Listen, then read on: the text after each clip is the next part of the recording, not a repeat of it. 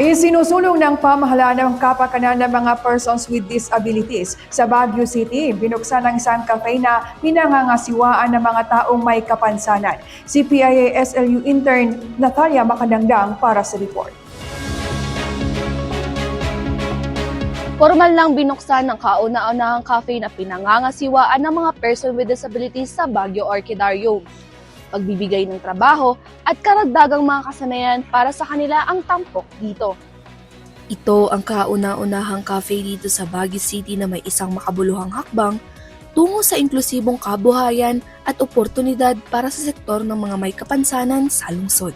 Layunin ng inisyatibo na ito na mabigyan ng hanap buhay ang mga PWD at mapaunlad ang kanilang kakayahan sa larangan ng pagnenegosyo sa pamamagitan ng aktwal na karanasan sa pagpapatakbo ng isang cafe. Ito yung concept natin na ito sa pamamagitan ng ganitong pasilidad or infrastruktura, tayo po sa sangay ng gobyerno, especially local government of Baguio, this is one way of giving employment and at the same time entrepreneurial skill acquisition and development for every person with disability here in the city, equipped with this kind of knowledge and skill. And now this is now the place for you that we call home. 10 miyembro ng Persons with Disability Affairs Office Cooperative ang sumailalim sa barista training ng Technical Education and Skills Development Authority o mas kilala bilang TESDA.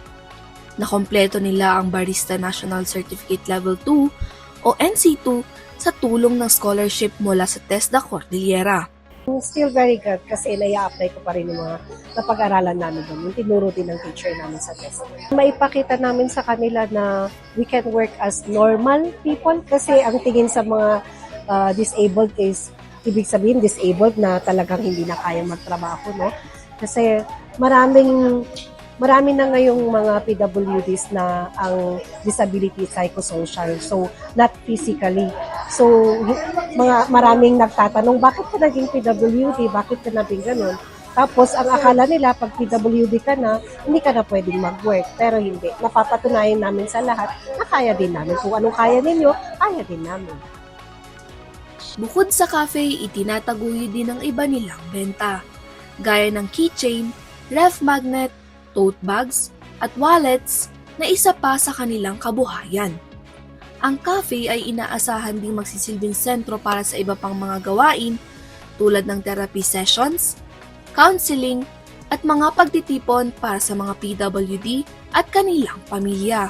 Ito po yung ating vision na mangyayari to. Hindi lang dahil ito ay magiging cafe.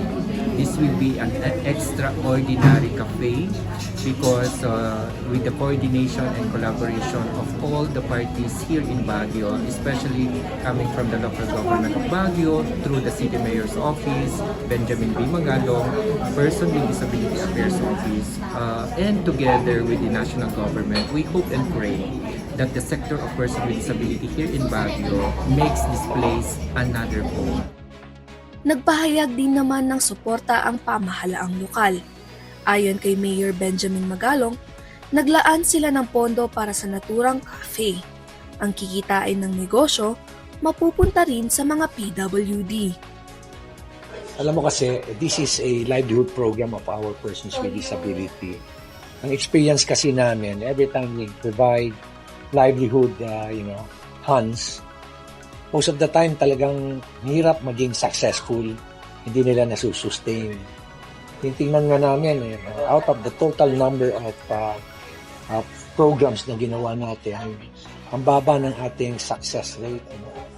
Kaya ito naisip namin ito, why don't we put up a restaurant? Anyway, bakante naman ito. At usually, itong lugar na ito kasi dati tinitirahan na ng mga nagbebenta rito itong mga natin concessionaires natin dito.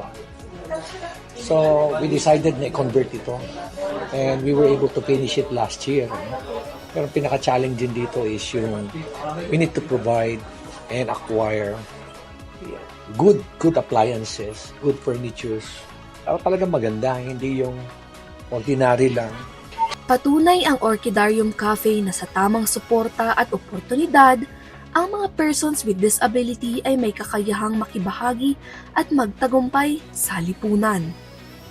Isa itong hakbang tungo sa mas inklusibo at makataong komunidad kung saan ang bawat kakayahan ay binibigyang halaga. Ako si PIA SLU intern Natalia Mahadangdang para sa PIA News Cordillera.